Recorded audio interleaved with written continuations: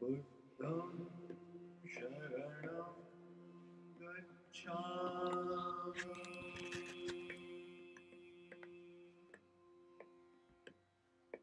Dhammam Sharanam Gacchami.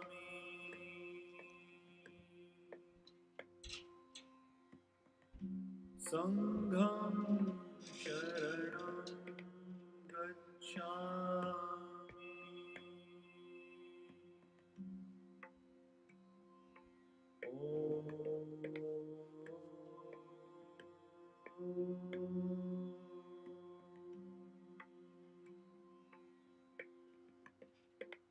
Buddham Sharanam Gacchami.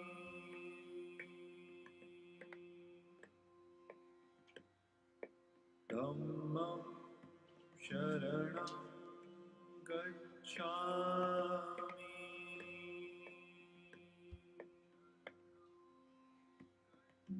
Sangham Sharanam Gacchami.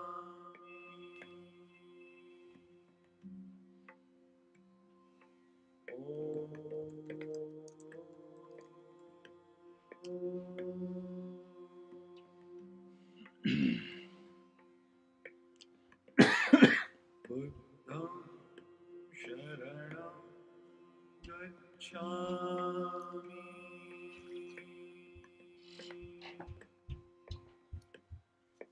Dhammam Sharanam Gacchami.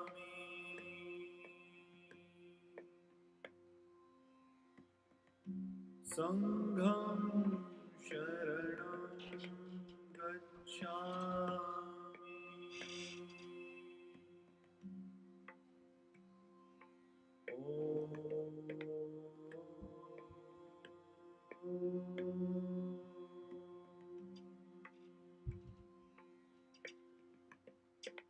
Buddham Sharanam Gacchami.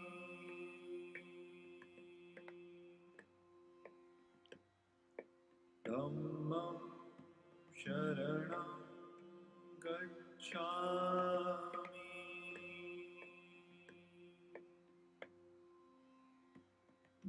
Sangham Sharanam Gacchami.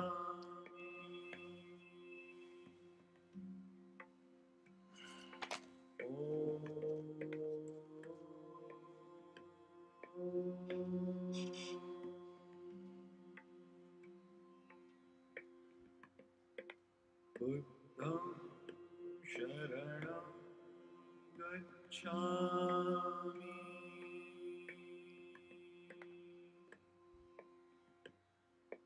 Dhammam Sharanam Gacchami.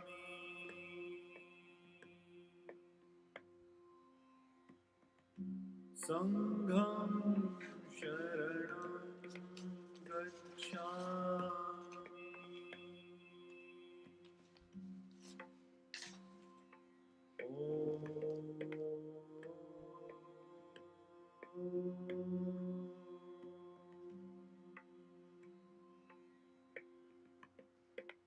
Buddham Sharanam Gacchami. Buddham Sharanam Gacchami.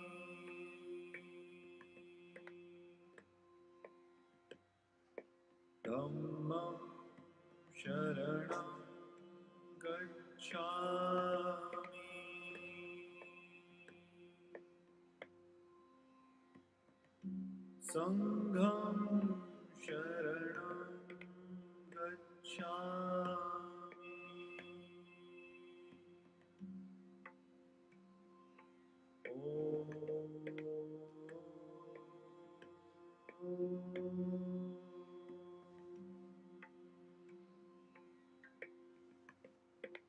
Buddham Sharanam Gacchami.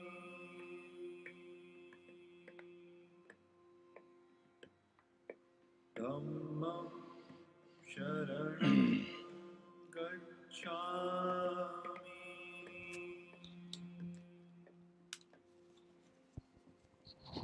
Sangham Sharanam Gacchami.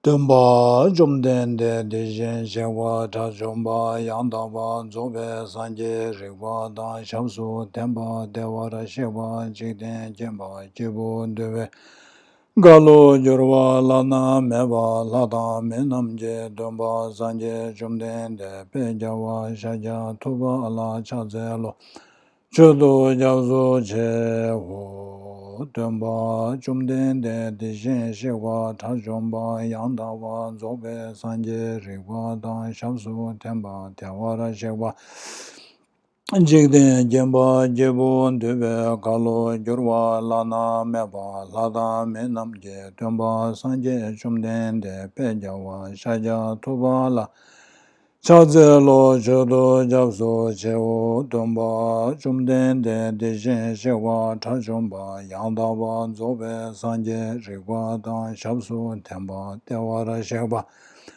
jikden jemba jebo dewe kalo gyurwa lana meba lada menamje domba sanje chumden de pejawa shaja tuba ala chaze lo Jodo Japso Che Ho Sanje Chodan Tsoje Chonama Ala Chanju Bado Tane Japso Che Tage Cheche Jebe Tsonamanje Drola Penche Sanje Drubara Sho Sanje Chodan Tsoje Chonama Ala Chanju Bado Tane Japso Che Tage Cheche Jebe Tsonamanje Drola Benje Sanje Drubara Sho Sanje Chodan Soje Chonama Ala Chanju Bado Tane Japso Che Tage Chushe Jebe Tsonama Je Drola Penje Sanje Drubara Sho.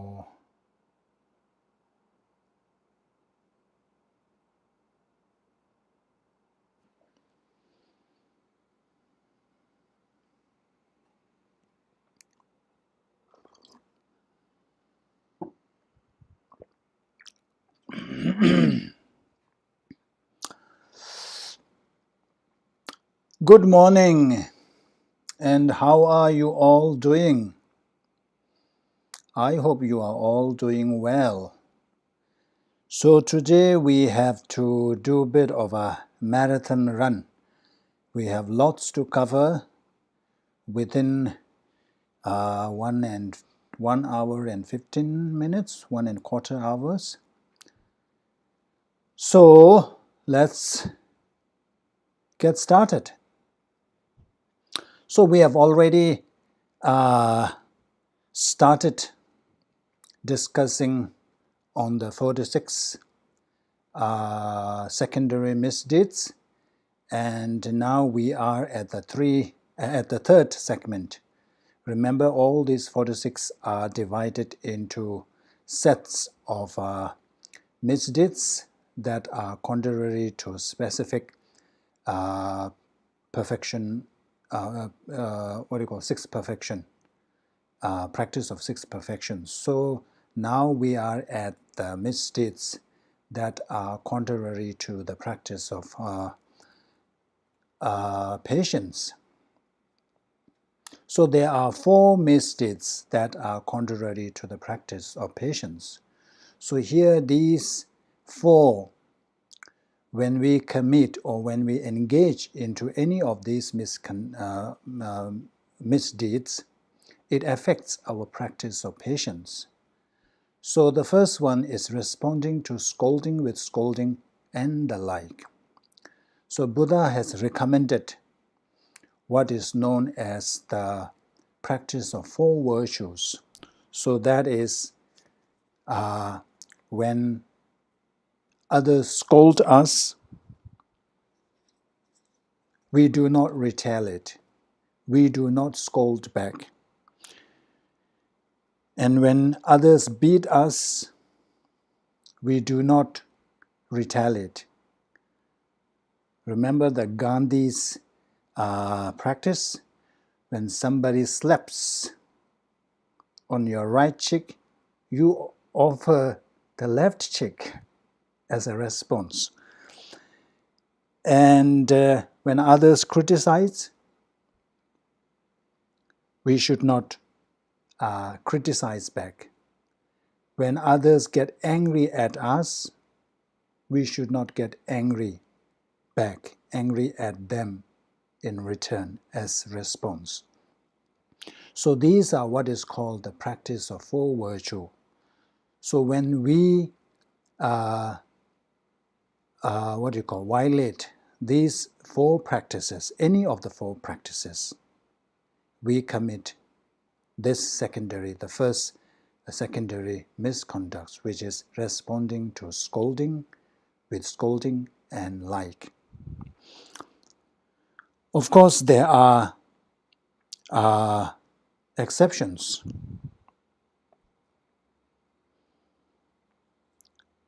When the other person has really ill intention, then of course there are exceptions. And then when you see that responding in that way is more beneficial to the person in a long run, then we are allowed to do that, and we do not commit a misdeed, secondary misdeed.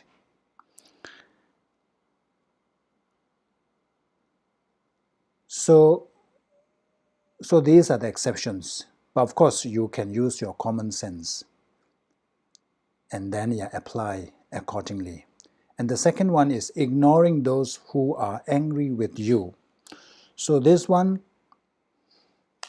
it doesn't matter whether it is your fault or not. It could be your fault that the other person is angry, or it may not be. There is nothing to do with you, but somehow that person believed or misunderstood you, and then they get angry at you. In such situations, we must find a way to make peace with that person. We must try our best to remove the other person's anger. If we fail to do so, then we commit this misdeed, ignoring those who are angry with us. The exception is for greater purpose. If you see that that's the only way to tame the other person, by not apologizing or not trying to make peace with the person, if you believe that that is the only way the person can progress in his Dharma practice, or to reduce his ego or pride, then not doing that does not result in committing this misdeed.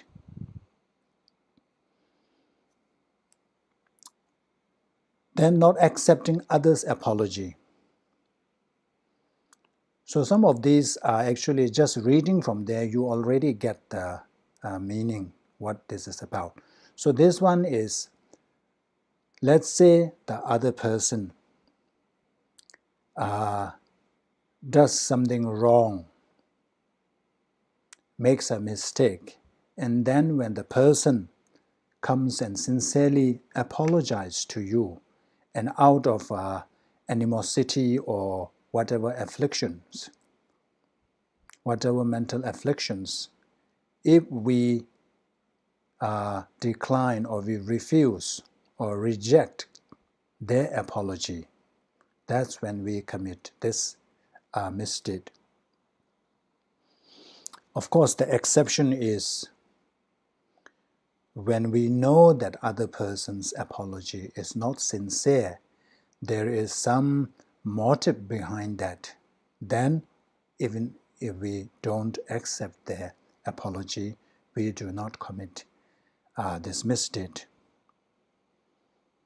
And then, of course, there are proper ways to apologize. If you feel, of course, that's very tricky because properly apologize is really a relative thing. But here the exception given is that if they do not apologize properly, then yeah, you are allowed not to accept. So these are exceptions. And following the thoughts of anger. So this is really about not applying antidotes when anger arises within us. And anger, we know that that is the most detrimental, mental afflictive emotion. In Juju, there is no other afflictions that is worse than anger or hatred. We know from our own experience. The moment anger arises, it clouds our judgment. And then, because of that, we do and say things that we will regret later. And then, when we realize it's too late, the damage is already done. So that's why anger is really, really dangerous. And we also know from our own experience that how relationships are affected by anger. Just a moment of anger can destroy a relationship that has been on for years. So here it says, following the thoughts of anger. So when anger arises in us, we need to apply antidote. We need to try to regulate our emotion. If we fail to do that, we commit this misdeed. So these are the 4 misdeeds that hinders our practice of patience. And then we have 3 misdeeds that are contrary to the practice of perseverance. So perseverance is not just putting effort, it is putting effort and doing and working towards accomplishing whatever goal that is with joy. If you don't find joy in there, then it's not really a real perseverance. Yes, you are putting effort, but that will not succeed. We need to see joy in doing that. That's why in order to see the joy, we need to see the benefit. We need to see the value of that endeavor. So like bodhicitta, to develop bodhicitta, it is not easy. We need to put a lot of effort and time. And sometimes it is very challenging. But when you see the virtue, when you see the benefit, we are willing to put up with the difficulties. Because we see meaning in our endeavor. Remember the Nietzsche. What is that? What is that one? If one sees why or something, so I cannot remember. Basically, it is important to see the reason, the benefit, why you are pursuing that particular goal. When you see the benefit, then generally there is joy in pursuing that. So that's what perseverance means. So these 3 are the obstacles or that hinders our practice of perseverance. So first one is gathering or falling out of desire for material wealth and honor.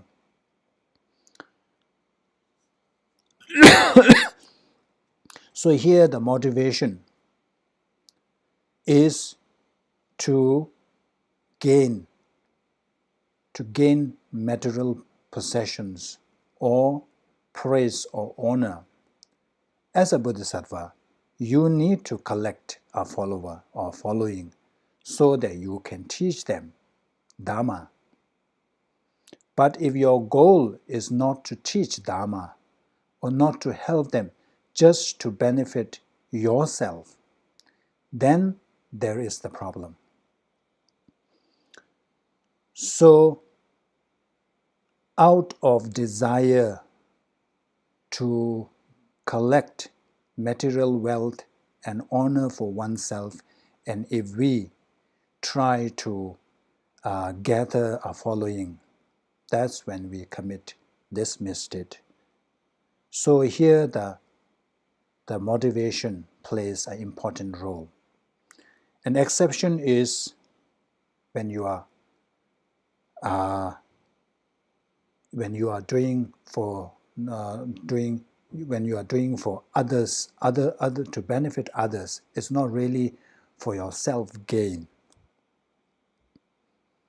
And then, of course, as mentioned earlier, if you are gathering following to teach, to share Dharma, to help others, that's different.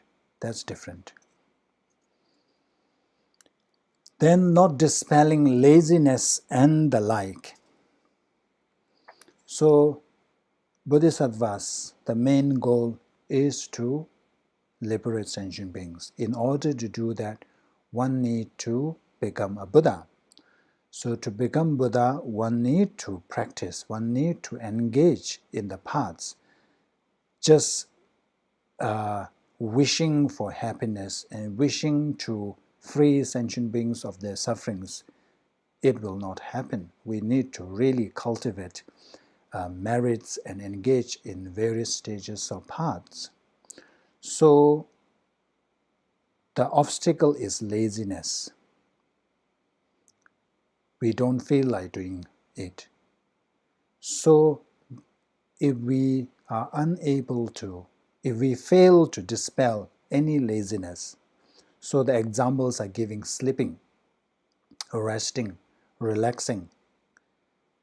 In Dharma practice normally says that you have to divide the day into 3 portions, and then most of the first and the last portion you have to spend practicing Dharma, engaging in Dharma practices. So for us, it is very challenging, especially those who needs to sleep in the morning, because the optimum timings are early morning, early hours. So that's why His Holiness wakes up 3 in the morning. And by 6, His Holiness has already finished 4 hours of his practices. Whereas we are still dreaming and snoring. So here it is about all this. When this laziness, where we wanted to sleep, where we wanted to rest, where we wanted to relax, that's how we commit this misdeed. For us, it's like 30 minutes of practice and then 5 hours of rest. So that is not the way. It should be other way around.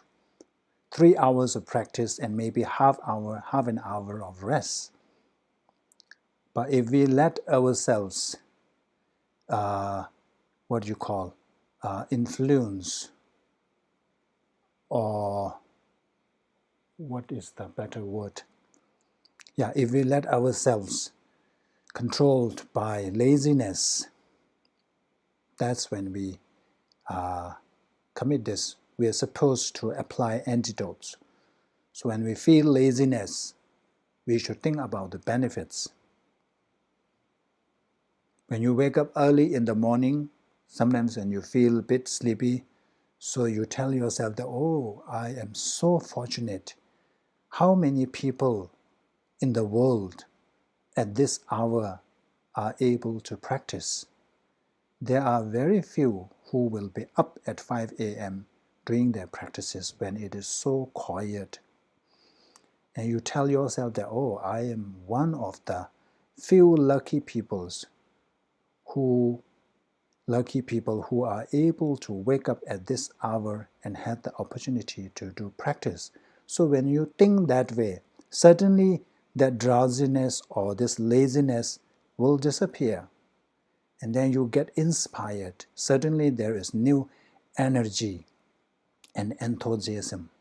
So that's what we are supposed to do. That's what Bodhisattvas are supposed to do. Not to let under the spell of laziness. And then engaging in idle talk out of desire. So in Tibetan it's called Chakbe Temu Tamla Tembe Nyeje. So Temu Tam means idle gossip. So like listening to all those folk stories, folk tales. So in Tibet, one popular practice, especially in Kham, is listening to the story of Lingesa, who is a great warrior.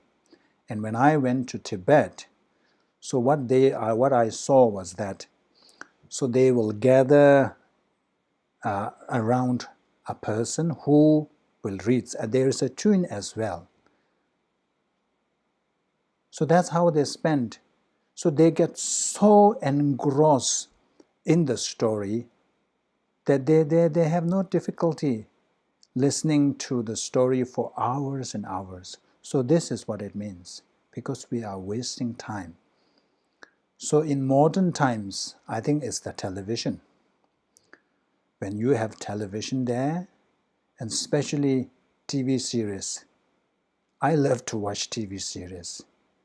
So if you are not disciplined, because some of these TV series have 5, 6 seasons, and each season has 20 episodes.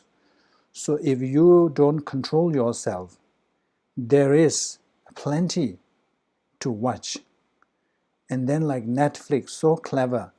Once you finish watching one TV series, according to your taste, they will recommend you another series.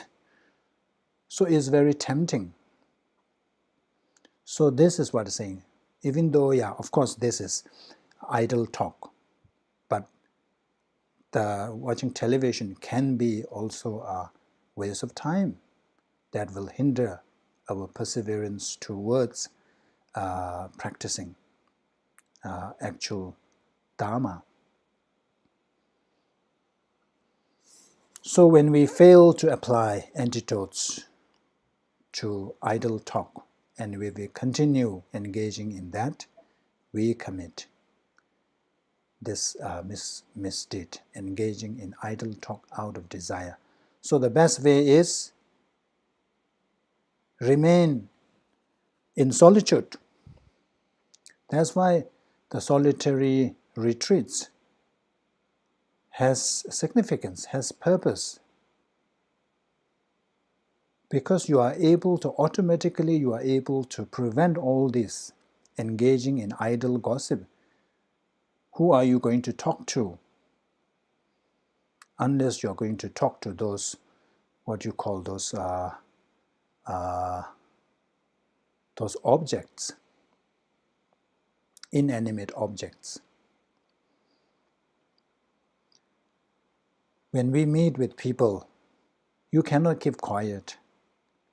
You have to, it is a courtesy, you have to engage in a conversation, and then that will lead to something else. And then when you know it, you are already way deep into something else. And then when you come back, you regret, I shouldn't have talked on that and that. It happens to me all the time.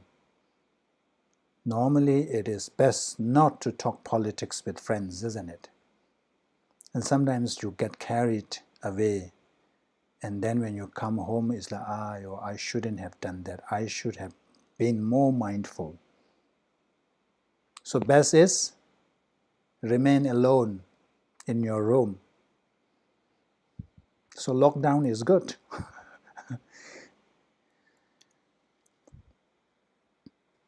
So now we have another 3 misdeeds that are contrary to the practice of concentration. So the first one is not seeking the meaning of single-pointed concentration.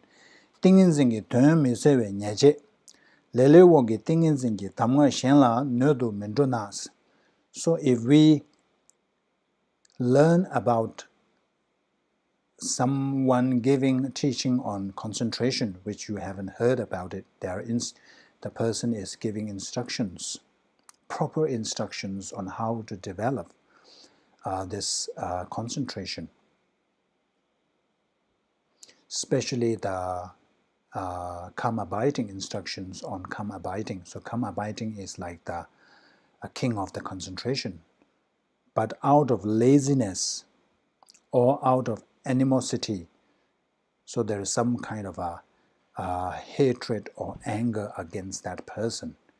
And if you fail to seek the meaning, seek the instructions so that you can develop concentration, then we commit this misdeed.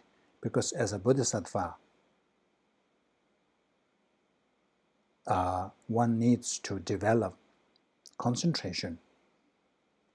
Remember, in order to achieve enlightenment, the wisdom is the main thing. In order to have effective wisdom, you need to have the concentration. It is like the axe and the steady hand. First of all, you need a sharp axe or sharp sword or whatever it is to cut a tree down. But even if the axe is sharp, but if your hand is not steady, you won't be able to cut the tree down.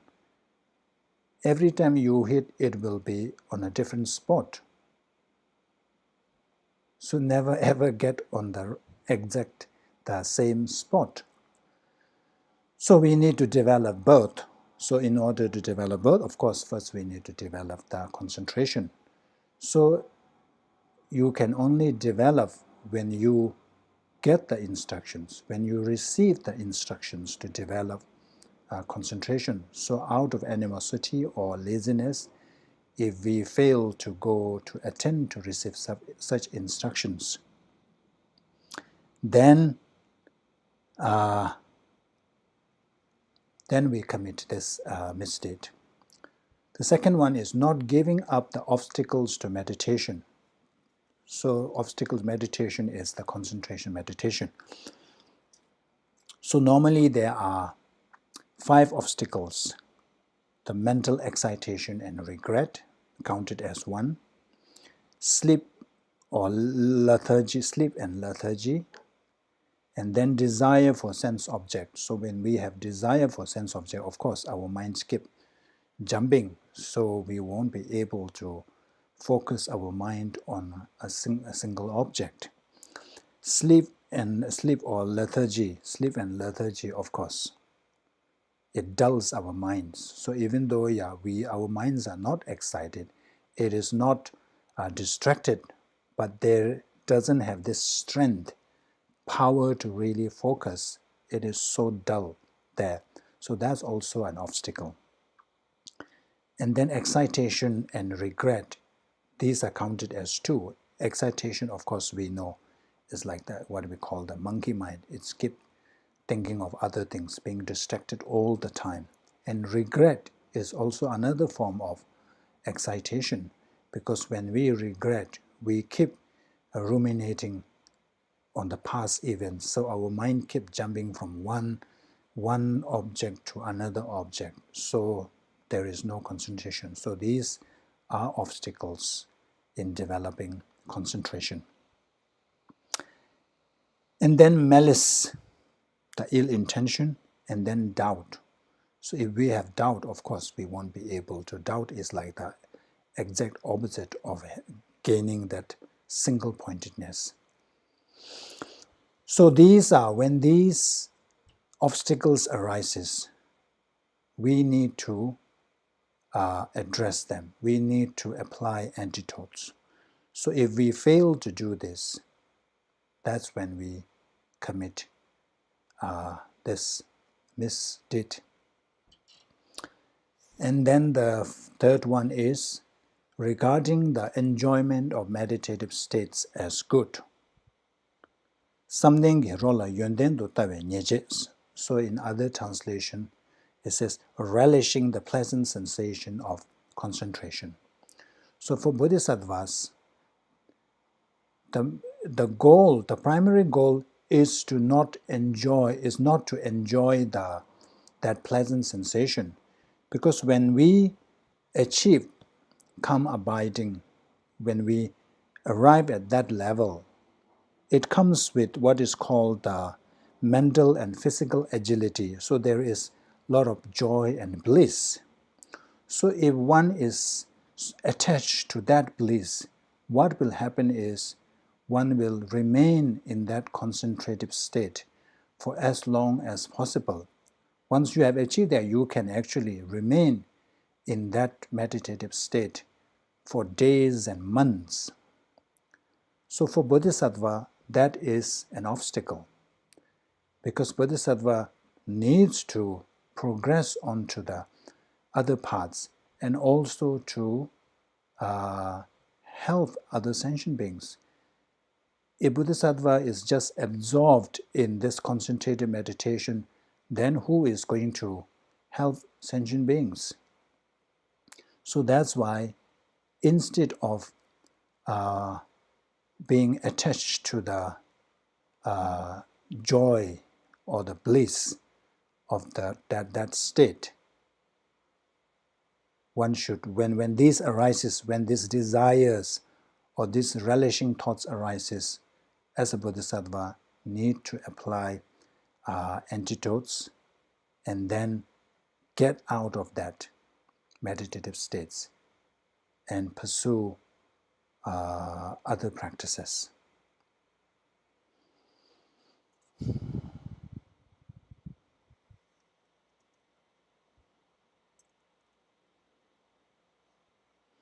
So this calm abiding by itself, it is not a Buddhist practice or Buddhist path.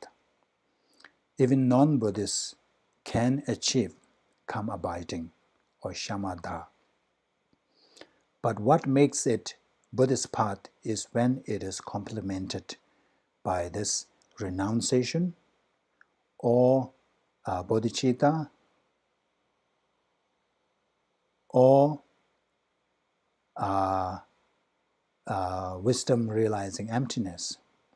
So when shamadhi is complemented by these kind of wisdoms or method aspects, then only then it becomes a Buddhist path. So that's why Bodhisattva has to engage in these other aspects of path and not just obsess with the bliss that can be derived from this mental state. So when we fail to do that, that's when we commit regarding the enjoyment of meditative state as good. So now,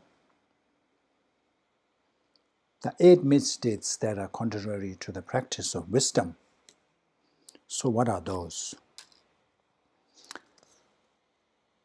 Abandoning the listener's vehicle.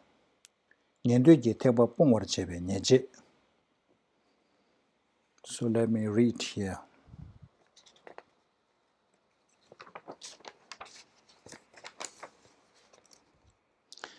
Nyendöge tenu nyemba tang tsikdun sungwa tang laba so tengmen la kwe jang changsen la kweba me mebar tashing shen la teke mana.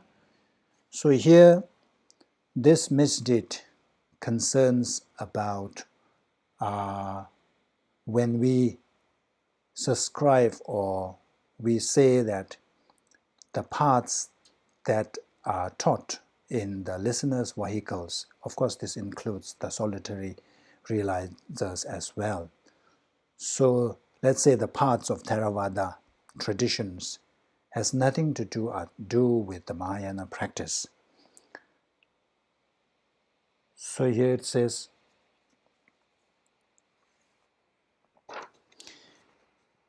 listening to the Theravada teachings and then memorizing and studying the Theravada texts, and then to practice. These are not necessary. These are not necessary for bodhisattvas. There is no purpose in doing that. If we believe that, and then if we tell others, that's when we abandon the listener's vehicle. Because like Four Noble Truths, that's from the listener's vehicle teaching, main teaching. But that is common to both Mahayana and Theravada practice. So you cannot kind of disregard these as the Theravada practices and say that this has nothing to do. These are the frameworks, these are the foundations. Like without Four Noble Truths, there is no Mahayana practice. Mahayana practice is built upon the Theravada practice. Of course, there is the attitude, the difference in the attitude, where one is really taking the responsibility of liberating other sentient beings on oneself, whereas the Theravada practitioners, they are concerned only about achieving liberation for themselves. There is a difference in terms of attitude, but in terms of practices, whatever the Theravada practitioners are practicing, Mahayana practitioners has to practice, except that attitude is complemented by different attitude, motivated by different attitude. But one needs to practice all that. So that's why we cannot say that. And especially for bodhisattvas, bodhisattvas are to benefit all sentient beings who have different inclinations, different, what is the other word? Yeah, inclinations. So in order to help all kinds of sentient beings, one need to master all kinds of paths and practices. If you want to help, let's say, all the students as a teacher in all subjects, you need to master all the subjects. Just mastering in one subject, let's say in maths, and then you cannot go and try to teach science unless you have mastered that topic, that subject. So likewise, as a bodhisattva, we need to master all the paths and practices, whether it be of Theravada tradition or of Mahayana. So when we say that this does not concern us, this does not concern bodhisattvas, that's when we commit this first abandoning the listener's vehicle. And then the second one is exerting effort in the Hinayana system despite having our own. So this one, Rangzu Yueshin Tela Zunbe Nyeche. So that means even though we have to study and practice the common paths in the Theravada tradition, but if your emphasis is all on Theravada practice, that's not right, because you have the practices, paths and practices of Mahayana that you can practice and you are supposed to practice. But while you have these practices, but instead you focus completely or exclusively on these Hinayana practices, that's when we commit this misdeed, exerting effort in that means in the Theravada practices system, despite having our own, despite having Mahayana practices. So here the distinction is that, yes, we cannot ignore, or we cannot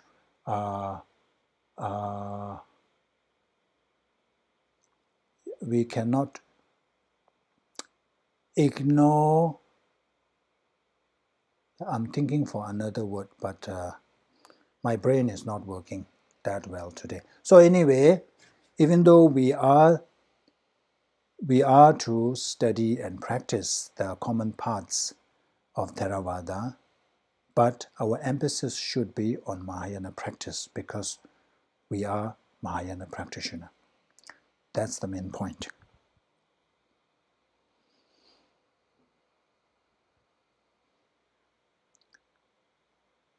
Exerting effort. Third one is exerting effort in non-Buddhist treatises where no effort should be made. So this is similar to the first one, but it's just the instead of Theravada, it is the non-Buddhist. So here we have the Buddhist texts and scriptures for us to study. Despite having this, if we focus primarily on studying non-Buddhist texts, that's when we commit this one. It is not saying that we should never ever study non-Buddhist texts.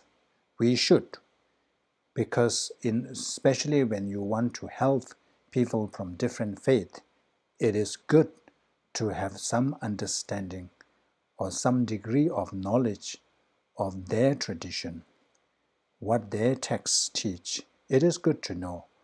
But if we forget that we have our own scriptural texts to study, and if your focus, all the time on the non-Buddhist treatises, that's not right. So that's what it is saying.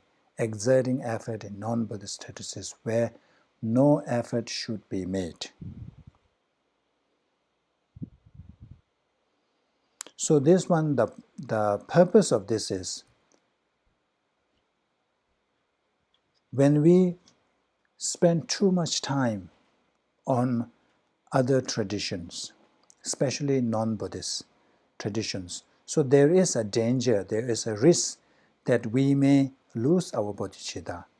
We may captivate it by others' philosophy or whatever they teach. So there is this danger, even though, of course, from the Buddhist point of view, our philosophy is correct. But from their point of view, of course, they view there as the correct one. So whatever it is, but if we spend too much time, there is this danger of losing our bodhicitta, losing interest in Mahayana practice. So that's why it's saying that you should not spend too much time. But of course, this is for the beginners. When you are at a certain level, it doesn't really matter because there's no effect. You have already established a firm conviction in the Mahayana practice, so there is no danger, no matter how long and how much you spend on reading other texts. There won't be any effect. But for the beginners, there is this danger because you haven't really established that firm, or you haven't cemented one's faith in Mahayana. So that's the purpose. So here it's about when we have the opportunity to study Buddhist scriptures, and if we do the other thing, then we commit this. Having exerting effort, taking pleasure in non-Buddhist texts as well. So this is a step further from the first one. So not only spending so much time reading the non-Buddhist texts, but now you are showing so much joy. So taking pleasure in applying yourself to them. So it is okay to study a bit, but you cannot devote all your time studying. And even if you devote your time all the time, you should not be enjoying it. It's like you have no choice. Sometimes you have no choice, you have to do something. You may not like it, but you have to do it. So it has to be that kind of situation.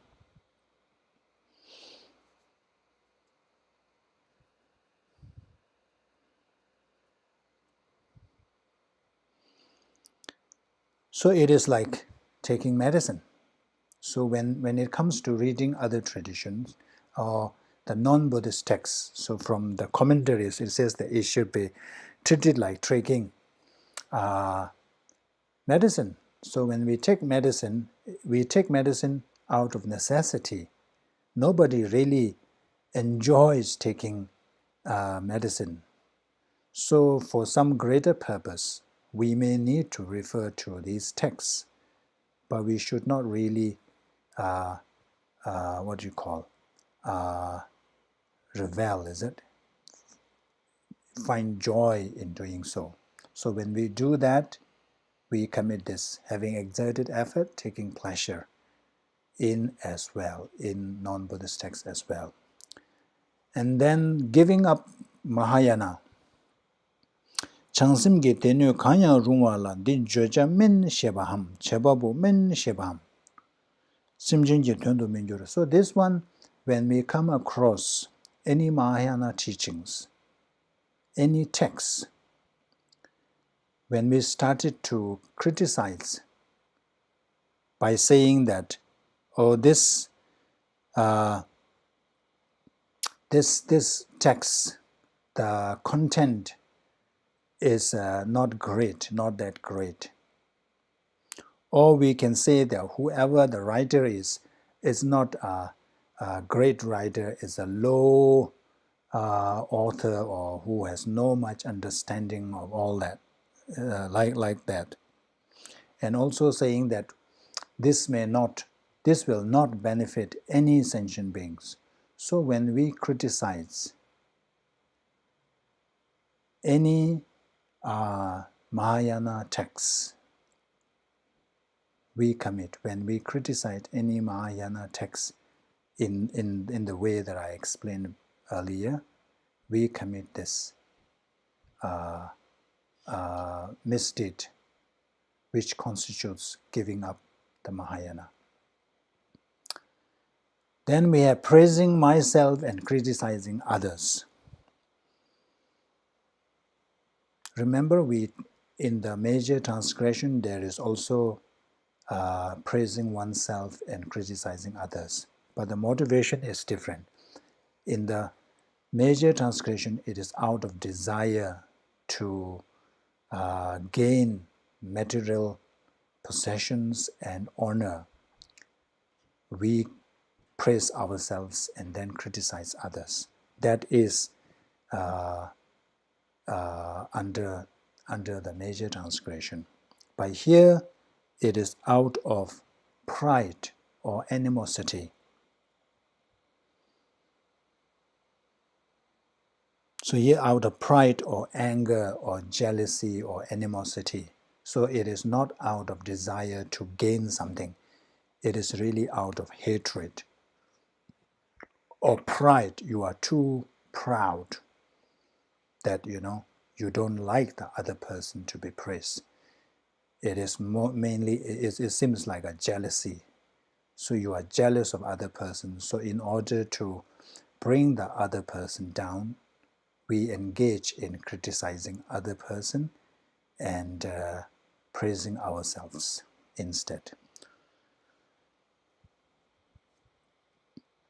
Of course, the exception if there is a greater purpose. So if we see that by doing so, by belittling the other person and praising oneself has long-term benefit to that person, then of course we are permitted to do. We do not commit misdeed. Not going somewhere for the sake of Dharma.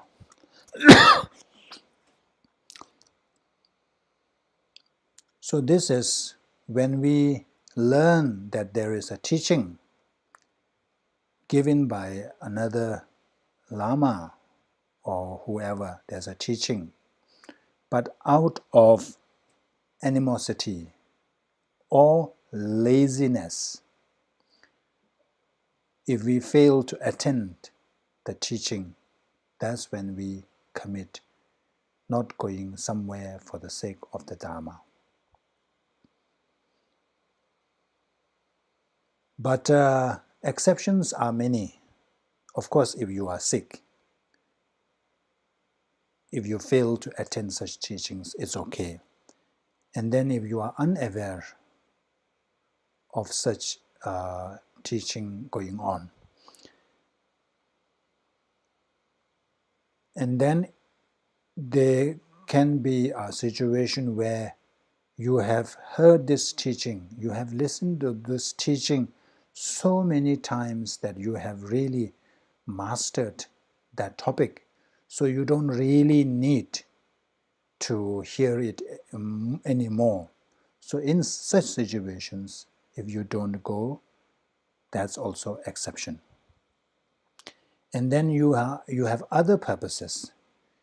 You have other things, important things to do, such as you have to do meditation, or you are in a retreat, you are excused. And then sometimes attending that talk can displease your guru. If it is against your guru's advice, then you are excused. And of course, nowadays, if you know that the person is a bit controversial, you can excuse yourself. So this one, is not in the text, I am making it. So if we know that the person, there is some controversy, the person itself is controversial, so you can excuse yourself. You don't want to associate with a person who there's some stories and you cannot really stand, or you can not really offer your respect and receive the teaching. In such situation, it is okay.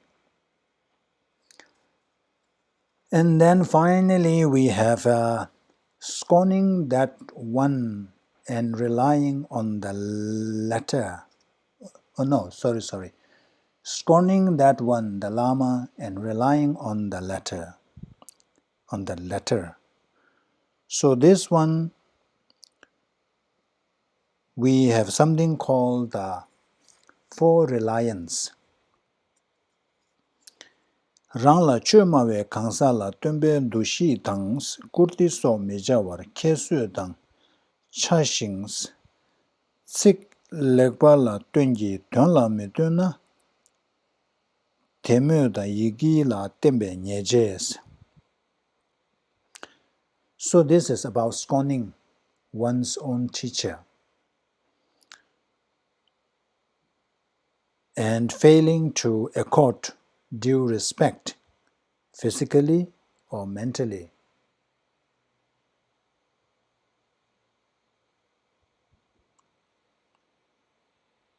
So this is more like, instead of respecting one's teacher, you try to scrutinize the teacher's words, not word in a sense that content. You are not really scrutinizing the content. It's just the word, how it is said. You are trying to find faults the way it is said, even though you are very well aware of the meaning, the content itself, but you try to find some fault in there. So that's when we do that, and then when you criticize the teacher or the Lama from whom you receive that teaching, so you commit this, the scorning that one and relying on the latter. So here, generally we have something called the four reliance. Do not rely on person but on Dharma. So some people, they only look for who the person is. If the person is very famous, who has this prefix, His Holiness or His Eminence, or those very famous people, then they go after. So you give so much emphasis on the person itself. So he says, do not rely on person, but on Dharma. Even Buddha, Shakyamuni Buddha said that you don't follow the teachings because I said it. You must scrutinize, you must examine what I said, the teaching itself. So it does do not rely on person, but on the Dharma. Do not rely on interpretive teaching, but definitive teaching. So Buddha's teaching, there are two kinds of teachings. Interpretive teaching, which requires interpretation. You cannot take it literally. So you need further interpretation. And then definitive meaning is you can take it literally. So he says, do not rely on interpretive teaching, but definitive teaching. Do not rely on ordinary consciousness, but rely on wisdom born of realization. Namshila mitu ishila tun. Do not rely on the words, rely on the meaning. So that's where it is coming from. Tsigla mitun tunla tuns. So if Lama is giving a teaching, the Lama may be very eloquent, may be very smooth talker, but sometimes Lama may not be very eloquent and smooth in delivering the talk. But in such cases, your focus must be on the content, on the meaning, but not just the words themselves. So this is about, if we do that, if we focus so much on the way, the word, the letter, how it is said, and fail to focus on the meaning itself, that's when we commit this. Because when we do that, we will find a way to criticize. We will find reasons to scorn the person who is teaching. So that's when we commit this misdeed. So up to this one, all this all together from the number 1 to this, there are 34 misdeeds. These fall under the practice of the ethics of collecting virtue, gathering virtue. Remember, we have these 3 types of ethics for the Bodhisattva Vows to practice in the perfection of moral ethical discipline. So first is the ethic of restraint, the second is ethic of collecting virtue, and then the ethic of helping others. So up to now, those 34, these fall under the ethic of collecting virtue, because these are all obstacles in relation to the 6 perfections, practice of 6 perfections. So engaging in the practice of 6 perfection is all part of collecting virtue. So these obstacles which violates or which hinders our practice in these 6 perfection are, or should say, constitutes the obstacles in the practice of ethics or ethic of collecting virtue. So now there are 12 misdeeds that are contrary to the ethics of helping sentient beings. So these 12 hinders our practice in helping sentient beings. So what are these?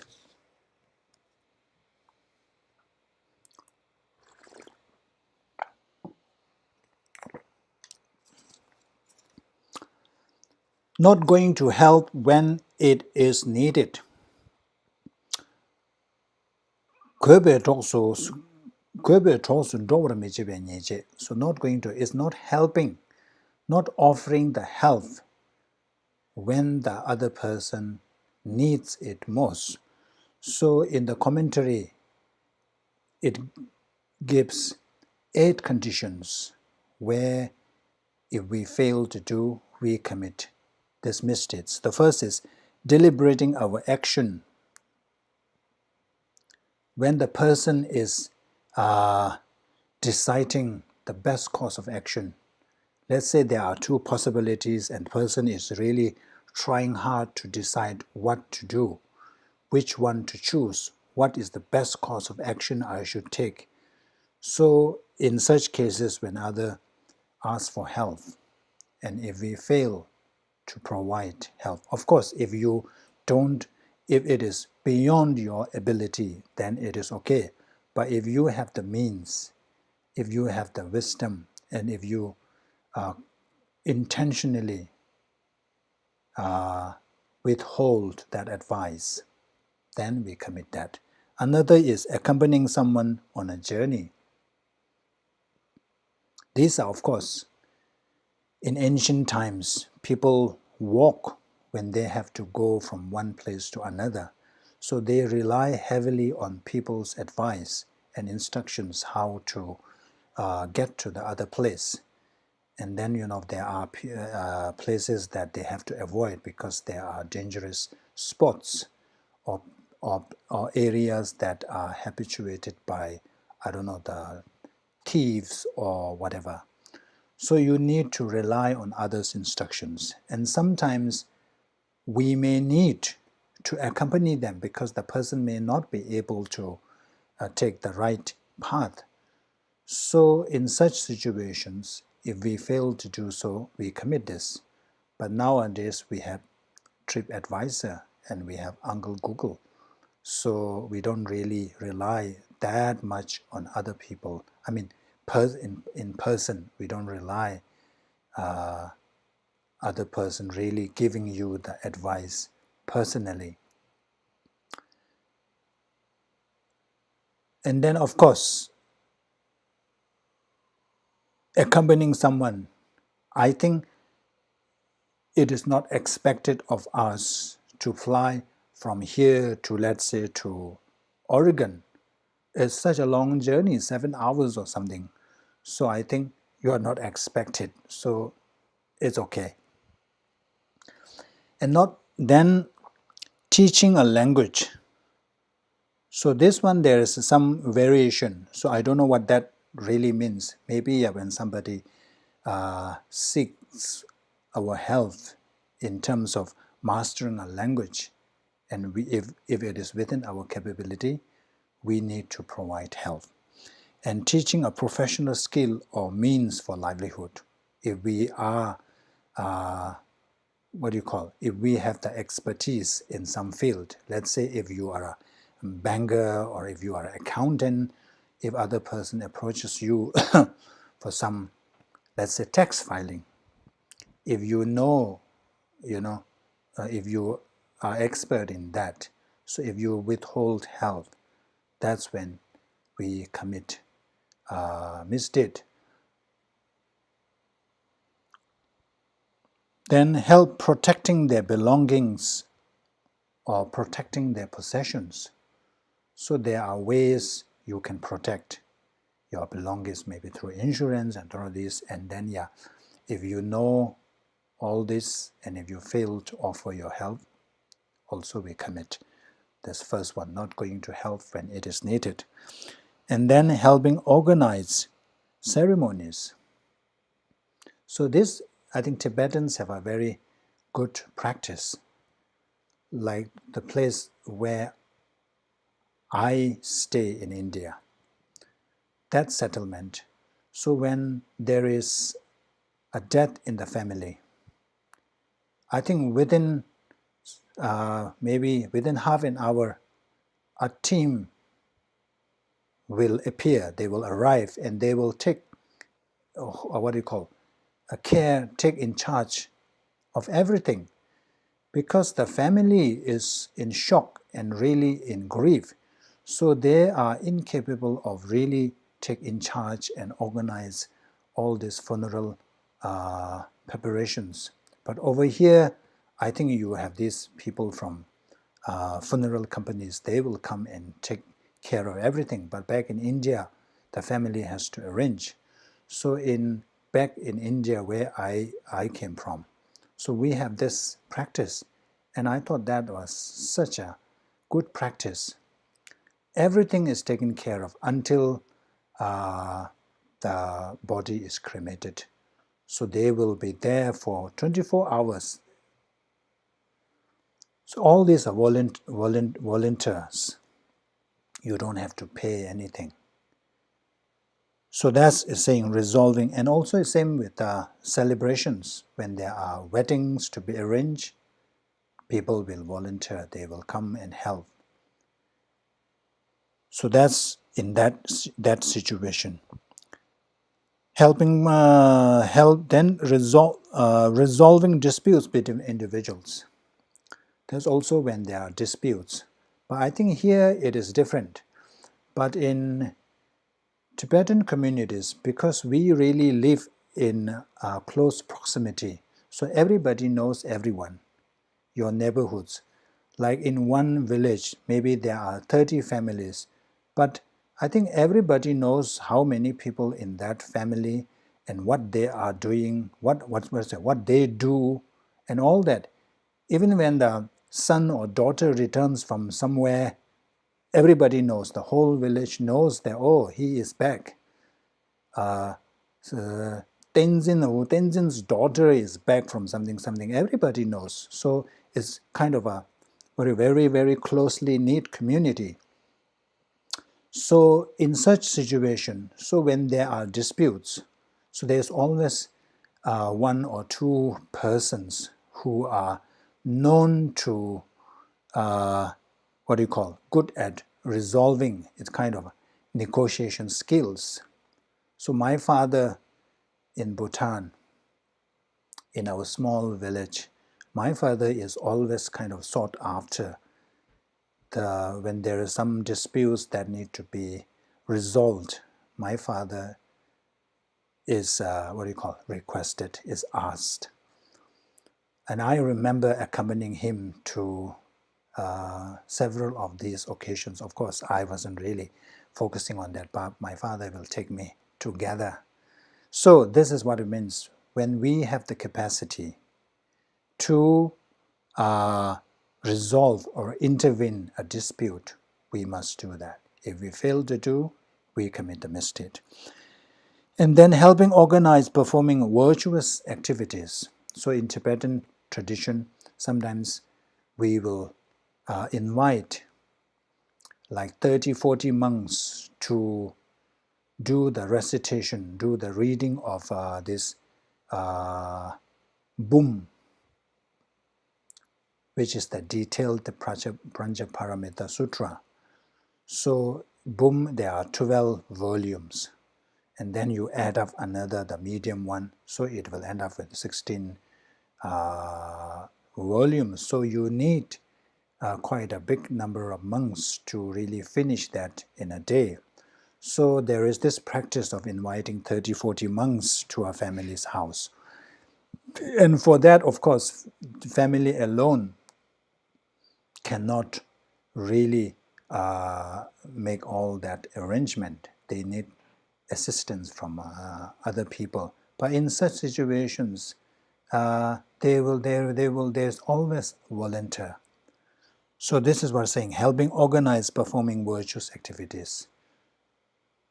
So when we fail to offer our help in such situations, we commit the misdeed of not going to help when it is needed. So there are 8 situations in which we can help, in which we are required to offer our help, and failing which will constitute committing the misdeed. The second one is neglecting to care for the sick. So this one, out of hatred or anger, or out of laziness, if we fail to take care of a sick person, then we commit this. So of course, exception is when we ourselves are sick. There's no way we can take care of another sick person. And then the sick person doesn't want you to help. For some reason, the person doesn't want you to come near to offer help. So then it's a different situation. And then of course, there's nothing you can do. It is beyond your ability. And then another situation is there's nothing can be done for that sick person. Whatever you do is not going to help. So in such situations, even if we fail to provide care, we do not commit. Not acting to remove suffering. So the first, the prior one is focus on sick. So now this is about suffering or sorrow. In Tibetan, it says more like, suffering, so general suffering. So the examples they have given is like those who cannot hear, those who cannot see, so blind, those who cannot hear, cannot see, and then some handicapped people. So these people, when we encounter these people and when they are needing help and they are suffering, and out of laziness or out of animosity, if we fail to provide or give the necessary help, we commit this misdeed.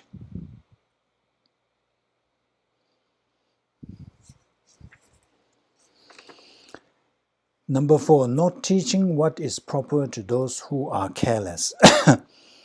Dichi dun la suishin ma yinbar shukbe simjen la kongzhu ham lelu wangi skyon mebe rik chidar tsamba suishin midena pang meba la rikba midenbe nyejes.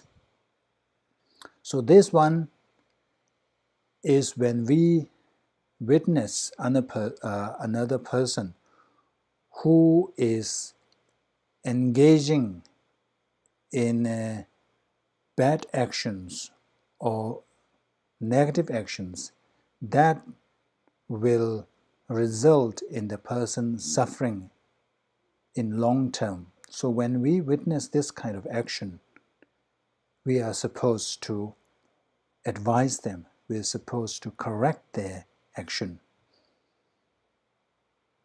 But if we fail to do, we commit this.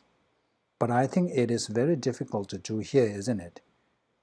Because here people are so, the privacy is so important. And if you try to do that, it will be treated as nosy, isn't it? Poking their hands where they don't belong. So it's more like, here is like mind your own business. So it's difficult. So I wonder whether in such situations where minding our own business is so prioritized, in such culture and situation, maybe we are excused for not doing so. I don't know.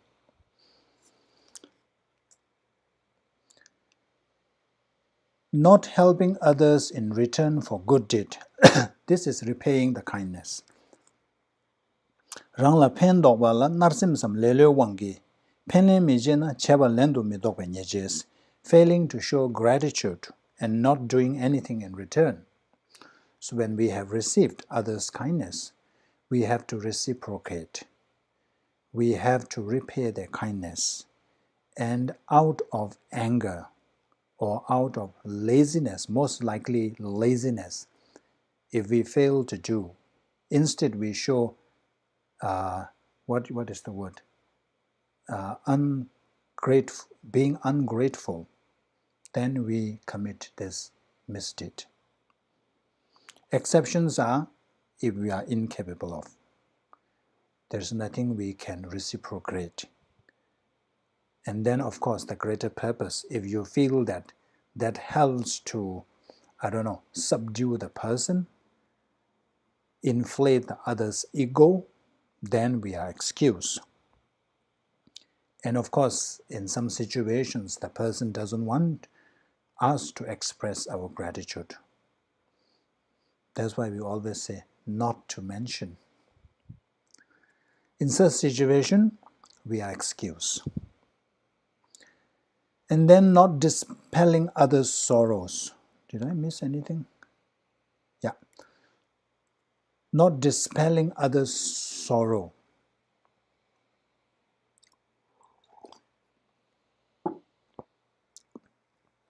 This is in relation to people who are suffering from loss. It could be material loss, maybe because of the natural disaster, because of the forest fire, because of the earthquake. They lost their property, and so they are going through a rough time. They are experiencing some kind of a sorrow. And then, of course, the biggest sorrow is when you lose your loved ones. So when they are going through this kind of a emotional turmoil, and if we fail to try to dispel their sorrow, we commit the misdeed.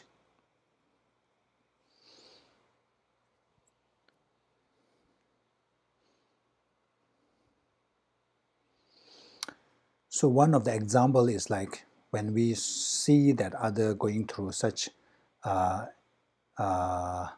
difficulty, and we say that, oh, this doesn't concern me, this is not my business at all, and if you just ignore them, that's when we commit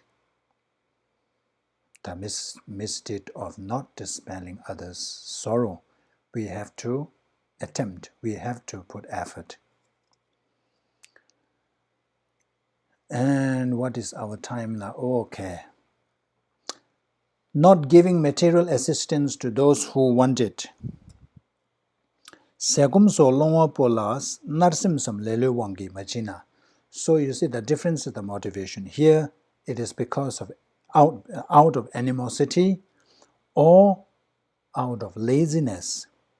When others approach for assistance in terms of clothing, food, shelter,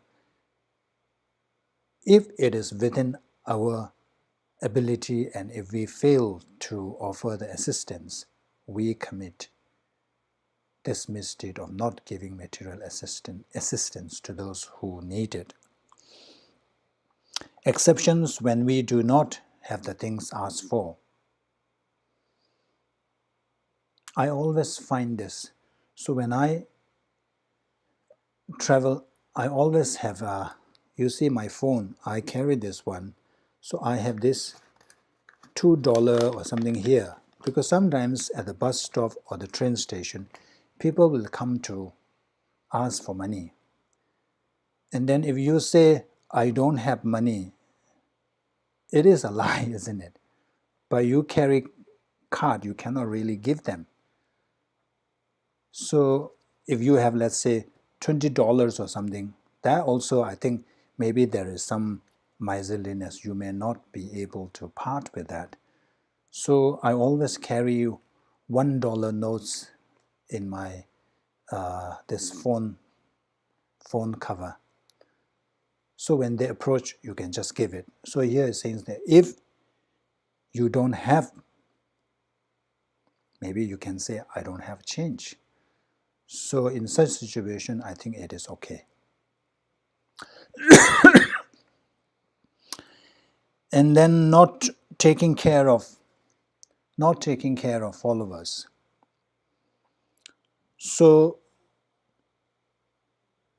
as a bodhisattva, you need to collect a following so that your health or your teaching can reach more people.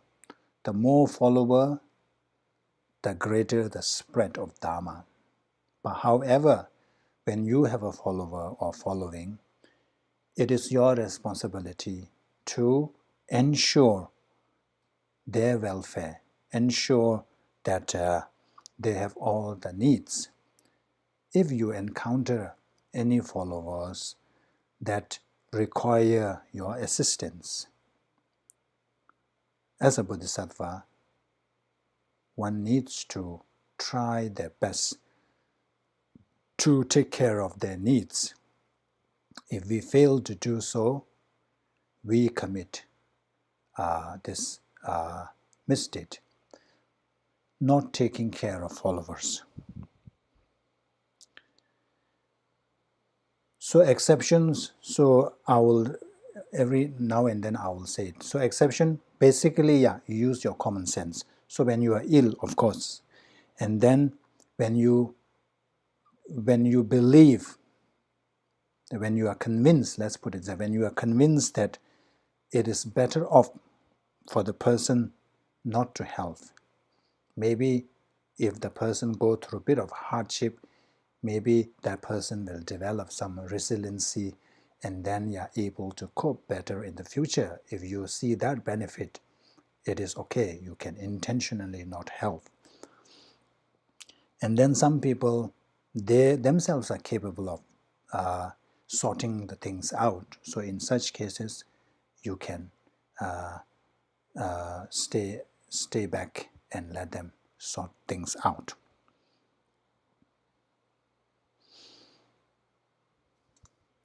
So this also applies not just materials, in terms of spiritual as well. When the other person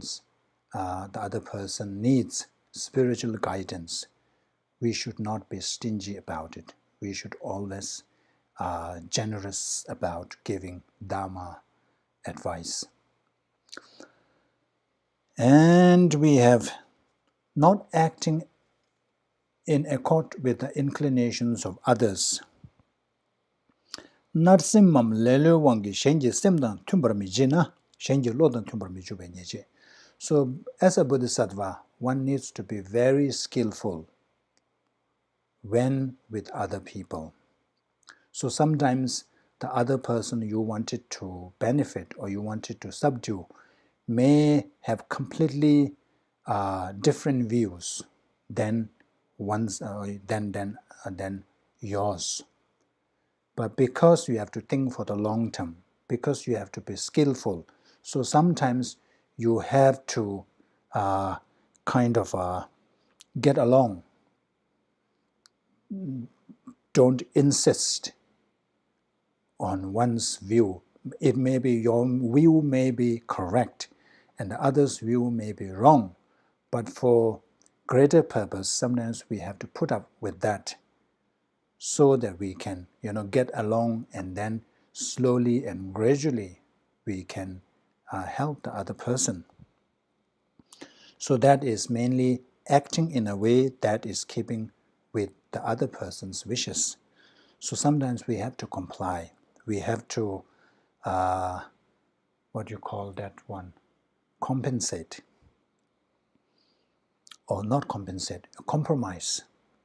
Sometimes in order to achieve greater purposes in the future, we have to compromise a little bit from here and there so that we can really help the person.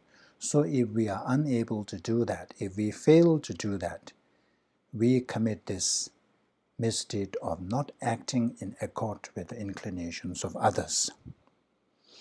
Exceptions are when you find that is more harmful. So let's say if you put up with that person, maybe that person get reinforced in his whatever wrong idea that has.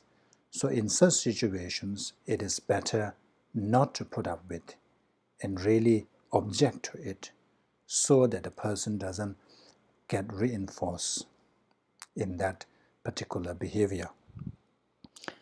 And of course, for greater purpose, to subdue the person in long term. And we have number 10, not praising the good qualities of others.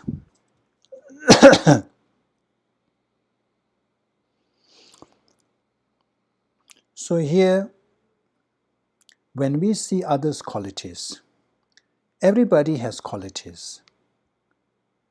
It's whether we look for qualities or not. There is nobody who has no qualities at all. They may be not good in one thing, but they may be good in something else. So everybody has their special qualities. So here is saying that we have to acknowledge their qualities. Remember, we said that we have to give credit when it is due. So this is about acknowledging the person's qualities and then complimenting the person for their positive qualities.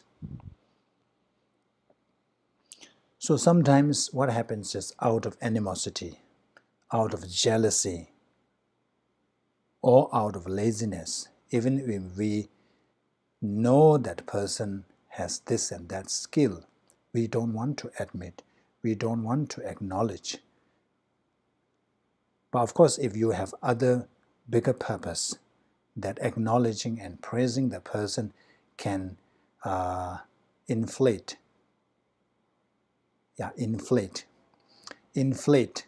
his ego, then it's better not to do. So anyway, when we see qualities, we have to praise. Who doesn't like to be praised? So that is very good, isn't it? One way to prevent arguments is always look for the qualities. So when your focus is on qualities, you tend not to see the downfalls or the faults or the flaws of the person. So when you don't see the flaws, there is no reason to raise it, and there's no reason to argue and quarrel. So that's one way. So you see that all these practices, all these misdeeds are not really Buddhist per se. It is about becoming, it is let's say, tools to make a decent person, a moral person. Not suppressing someone as conditions warrant. Simma abadang chebe chebadang cheba namla nyomung sam lelyo wangi tedan te mejina kendo sambar sarme jube nyejes. So sometimes the situation warrants one to be very assertive, where it calls for scolding, where it calls for punishing the person, or even in monastery or even in a club or a center, expelling the person. The situations, when situations calls or warrants such aggressive actions, and if we fail to do out of animosity or out of laziness, then we commit this. In monastery, some disciplinarians, they have no choice but to expel monks from monastery when they violate some major monasteries' rules. So that's why I say we have to take such actions when it calls for it. Failing to do so results in committing the misdeed of not suppressing someone as conditions warrant. Finally, not using miraculous power to threaten others and the like. This one, I don't have to worry because I don't have these miraculous powers. But if any of you who possess miraculous power, then this is relevant. Where it says that sometimes when the conditions calls for you to utilize your supernatural powers to subdue a person, you need to use it. You need to do it. I always wish that I have some miraculous power so that I can just poke. You don't have to do too much damage. You just poke a little bit on the head and suddenly that person wakes up with completely different sets of attitude, different sets of ethical compass, moral compass, and completely a different person, behaves so well. How wonderful that would be, isn't it? We know that at this time there are many people who need a poking, but unfortunately we don't have the miraculous power. Of course, this has to be motivated out of compassion. If these are motivated out of hatred or vindictive motivation, then of course it becomes a negative action. So that's the 12 misdeeds that are contrary to the ethics of helping sentient beings. So we have finished covering the 46 misdeeds. So as I mentioned earlier, these does not really require to be a bodhisattva. Doesn't require us to take bodhisattva vows. These are really for anybody to practice. When you look at each and every of these misdeeds, these are really to help us to become a better person, to to make us a decent person, a morally principled person who is always willing to help other person. So I think it is whether you have taken Bodhisattva vows or not, whether you are planning to take Bodhisattva vows or not, I think it is very good to go through each of these and then try not to violate this. I think that if you are able to really abstain from all these, everything will be wonderful. We can see that all this actually coming from other cherishing thought. That's why at the root, it is all about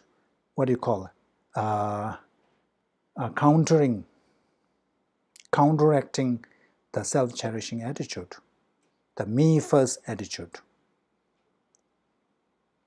So if we are able to do this on a regular basis, then I think we will be really fighting this self-cherishing attitude. And by, this me-first attitude will diminish. And then we are more focused on other person's welfare. Always we will be able to put others before us. So that would be wonderful. So let's try. Let's try to put them into practice.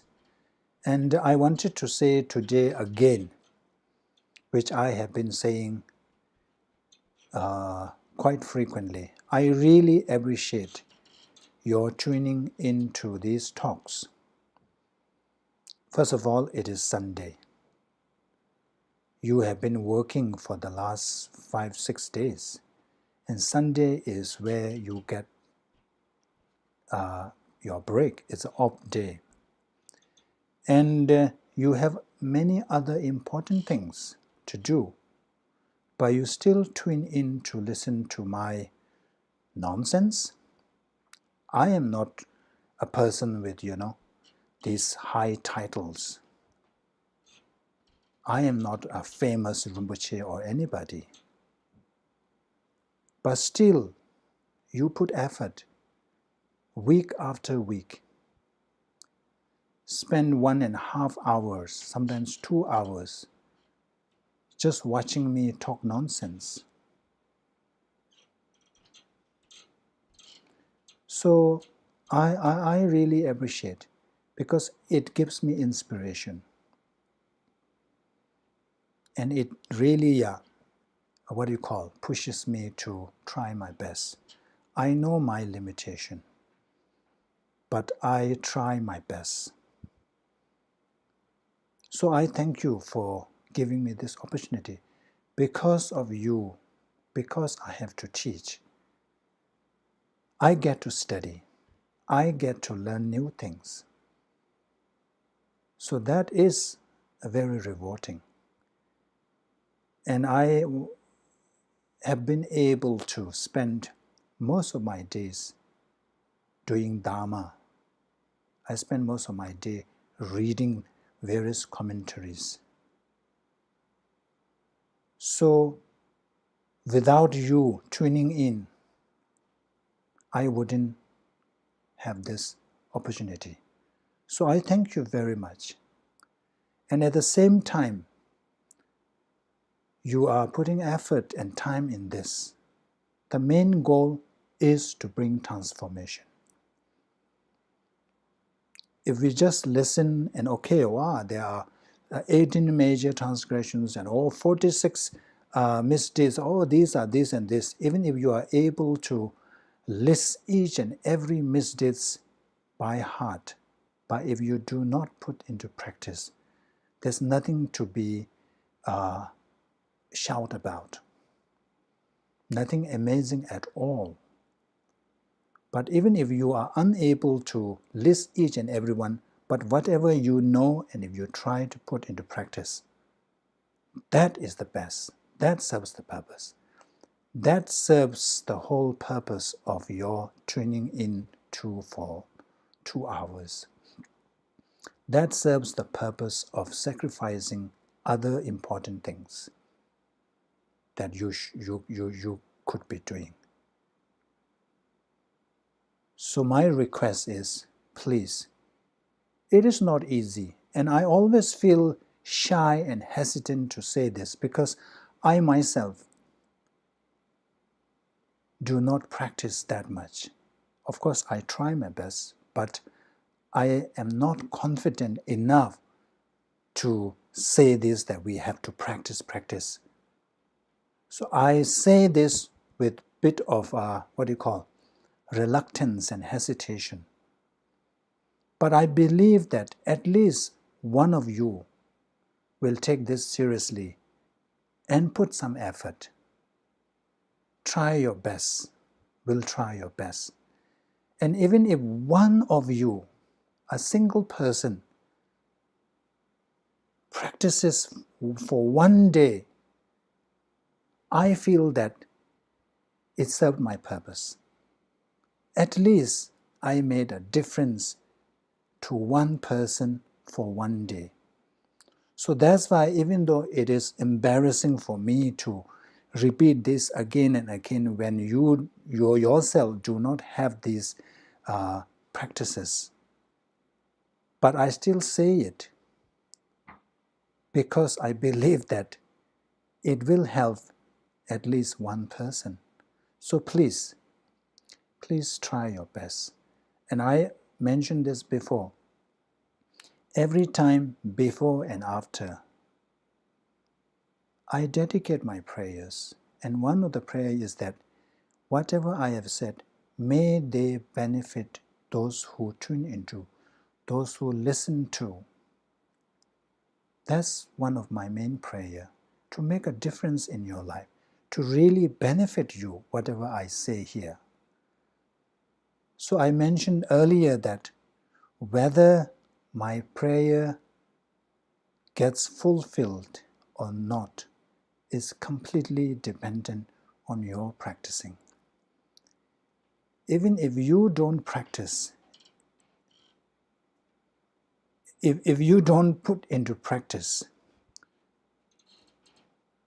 no matter how enthusiastically I pray, how devotionally I pray, there is no way my prayers will be fulfilled. So please help me fulfill my prayers. Then it will be meaningful for both of us. Meaningful for me for teaching, meaningful for you to listening. That will serve both our purposes. That would be wonderful. So today I just thought to remind this again. So now, the method to restore Bodhisattva vows if it degenerates. So we have talked about how we talked about, we went through each and every misdeeds and transgressions. Now there are situations where we commit these transgressions or commit these misdeeds. How can we restore? What methods are there to rectify that? So first I wanted to go through this again, because the last time when we went through this, I think it was not that clear. I think the way my slide was a bit confusing. So let's recap. So first, major transgression. So we lose our vows when we commit a major transgression, one of the major transgression. So there are 18 of them. So for the two, the wrong view and giving up bodhicitta, it is not dependent on whether the four binding factors are present or not. The moment we engage in these two, we commit these two, it automatically becomes a major transgression. And that results into losing our bodhicitta vows.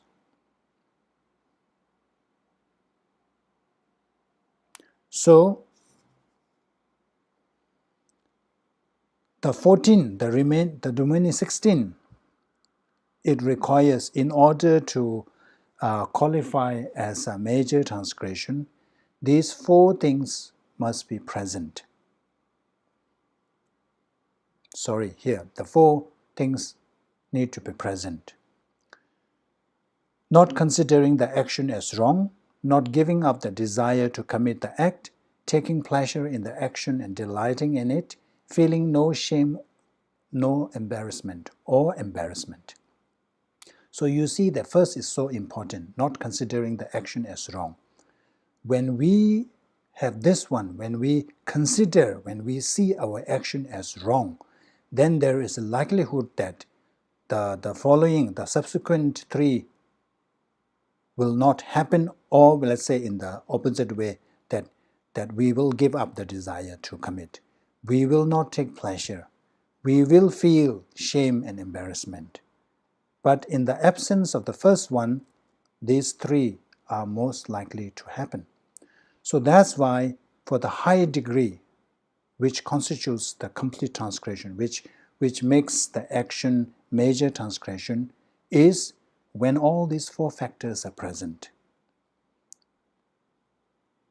So for the 16 of those 16 out of the 18, when our action, we commit the action with the presence of the four factors, we commit a transgression, a major transgression.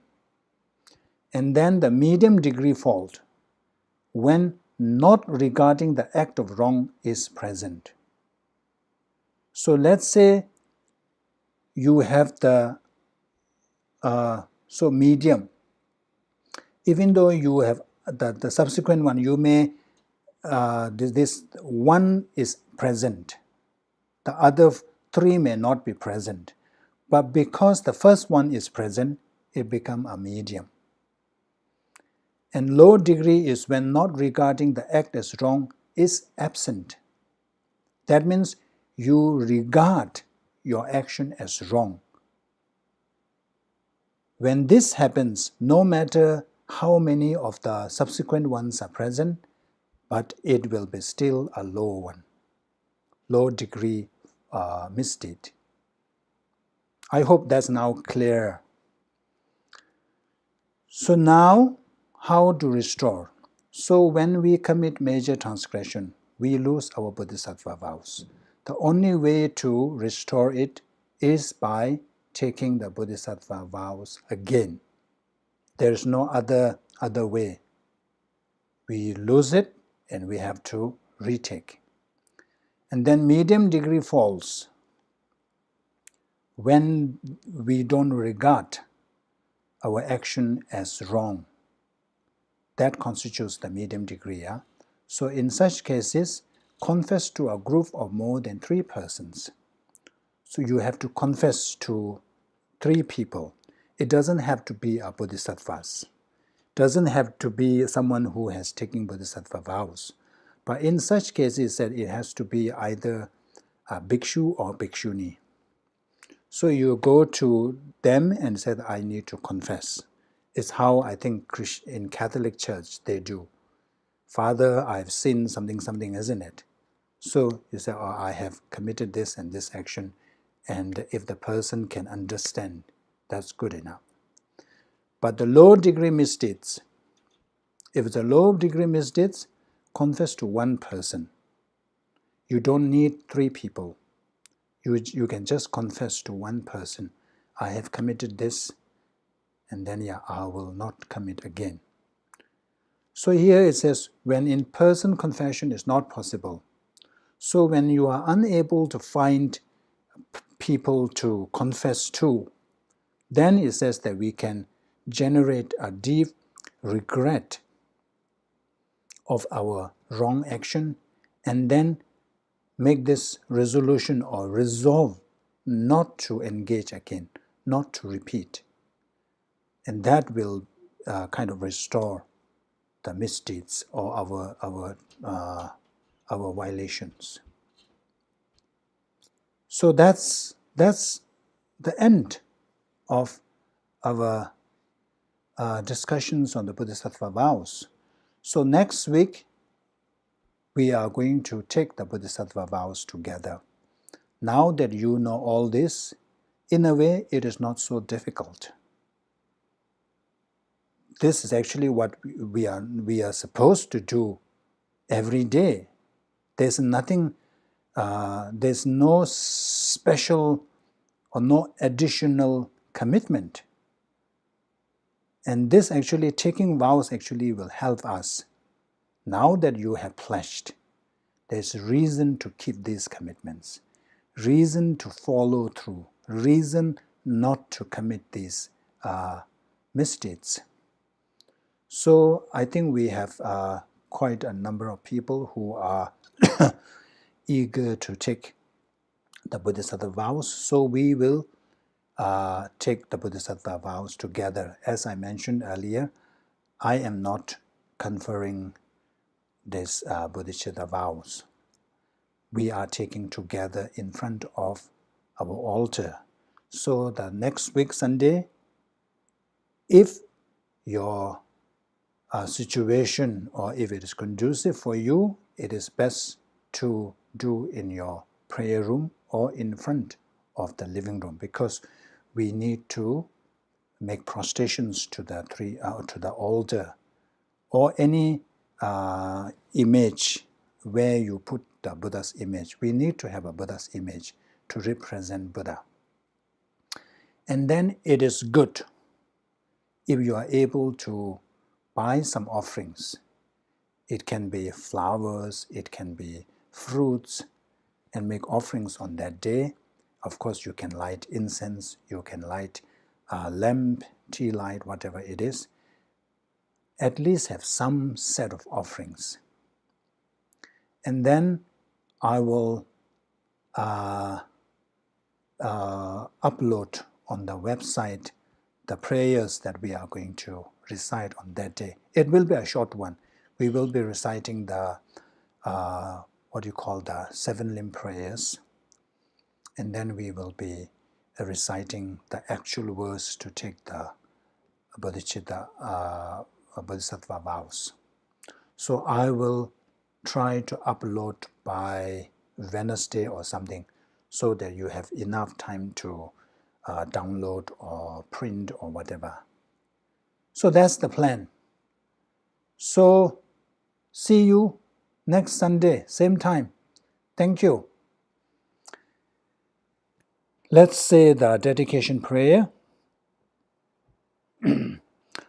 Tagi chini sawe gyawa de tendan rowa kunla kangbenda kebara chizun losan tagwayi. Tembe nyingbo ringdo seje sho jambe payu chedara kemba da kundu sangbu tenyang teshindu. Deda kungi jesu talobji gyawa deda tamje rabdo ngo tuzu shekwe gyawa tamje ji ngowa kanla chodu ngawbad. Dagi gewe zawan digunja sangbo chuchi rabdo ngowargi. Thank you.